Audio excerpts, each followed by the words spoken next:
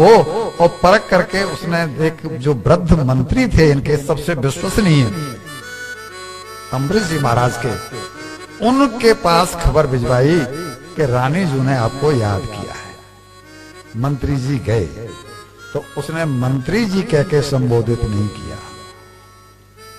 दादाजी कह के संबोधित किया कि आप मेरे दादाजी के बराबर उम्र के हैं, मेरी एक प्रार्थना है, आप पूरी कर दो, आप ही कर सकते हो और आपको करनी ही है। मैं आई हूं इस महल में, इसीलिए मैंने महाराज से इसीलिए विवाह किया है कि मैं मुक्ति चाहती हूं, मुझे भजन करना है। बिल्कुल मीरा जी का दूसरा रूप से मान लो। मीरा जी तो कलयुग में हुई हैं, जिस समय ये हुई हैं तो इनका उद्देश्य ही ये है विवाह करने का कि भाई हमने आपको सुनाया था कि अपना मन भक्ति में नहीं लगता, अपने से सत्संग नहीं हो पाता, तो सत्संगियों के घेरे के बीच में पड़ जाओ तो क्या होगा। जैसे प्रधानमंत्री अपने ओर कमांडो चारों तरफ घेर लेते हैं तो वो सुरक्षित हो गए, उसी तरह हमारा मन नहीं भटकेगा। सत्संगियों के बीच में धीरे धीरे हमारा मन सत्संग में रम ही जाएगा। तो इन्होंने कहा बेटा क्या चाहती हो? बोला मैं ये चाहती हूँ कि मेरा महल जो बनाया जाए वो उस मंदिर के बगल में बनाया जाए जहां पर के महाराज रहते हैं, सेवा पूजा। रानी जी मुझे ये अधिकार नहीं है। बोला अभी आपने मुझे बेटा कहा, अब रानी जी क्यों बोला? मैंने आपको मंत्री नहीं कहा, मैंने आपको दादाजी कहा। यह है संबंध ज्ञान।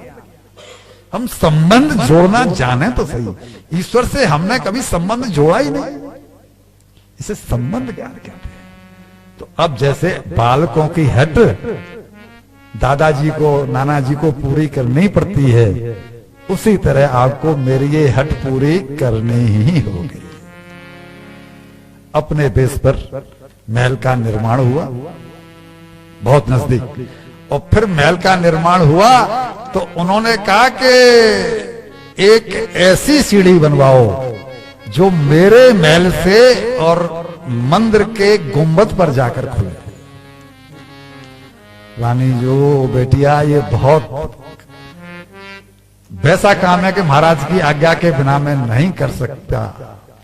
बोला ठाकुर सब भला करेंगे, मैं आपसे कोई नाजायज काम नहीं करवा रही हूँ, मैं उनके पास किसी दूसरे उद्देश्य से नहीं जा रही हूँ, केवल ठाकुर जी के दर्शन करने हैं। और आप बता रहे हो कि वो ठाकुर जी के दर्शन किसी दूसरे को करने नहीं देते, किसी की सेवा ग्रहण नहीं करते, तो मेरा उनका पत्नी बनने का अर्थ क्या हुआ?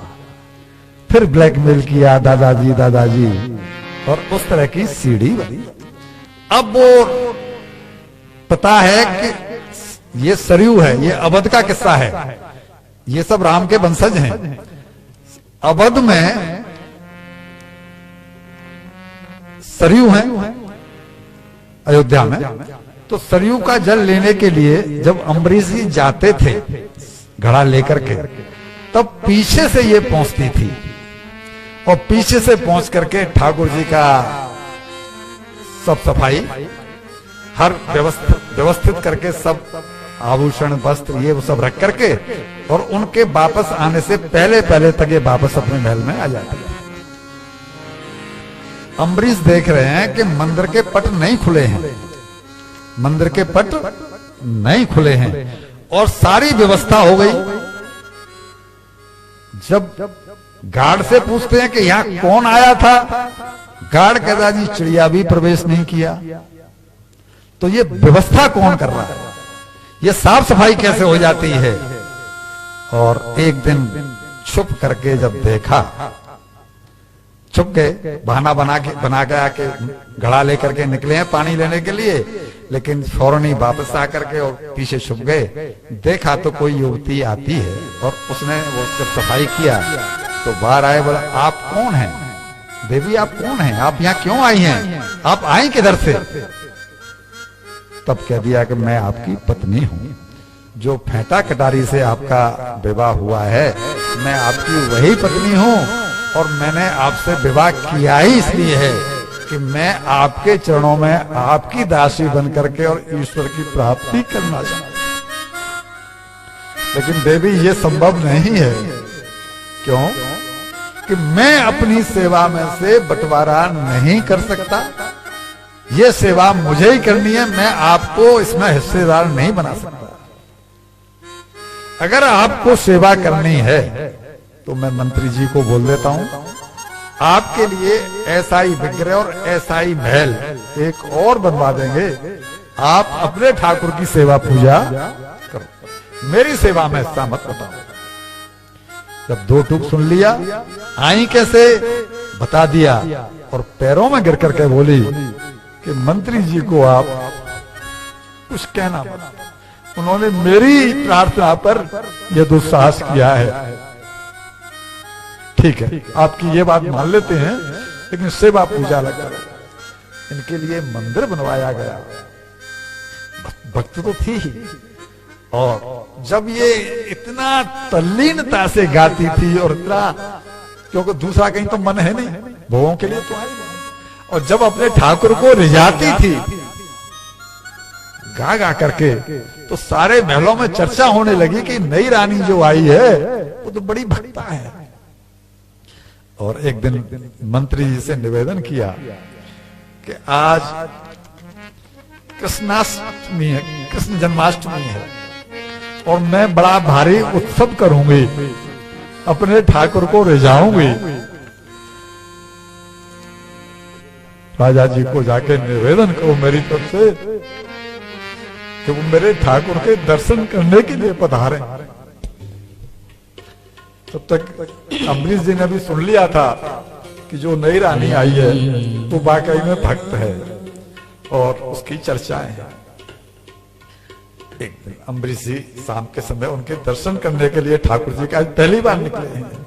भगवत भक्ति की तरफ तो चल पड़ता है बाबा, दसों दिशाएं उसके अनुकूल हो जाती हैं, कोई विरोध में रहता ही नहीं।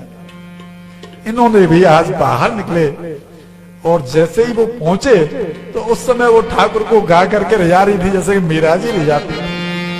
मनमोहन तुझे रिझाऊं, तो ही नित नई लाड़ लड़ाऊं, बसा कर नैनन में, छुपा के तुझे नैनन में, हो बसा कर नैनन में, छुपा के तुझे नैनन में, हो मनमोहन तुम्हें रिझाऊं, मनमोहन तुम्हें रिझाऊं, तो ही नित नई लाड़ लड़ाऊं, तो ही नित नई लाड़ लड़ाऊं, बसा नैनन में, छुपा के तुझे नैनन में, हो बसा नैनन में, छुपा के तुझे नैनन में,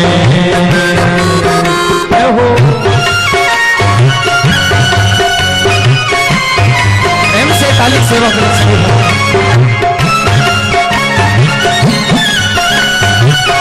ठाकुर जी को रिझाना है जी।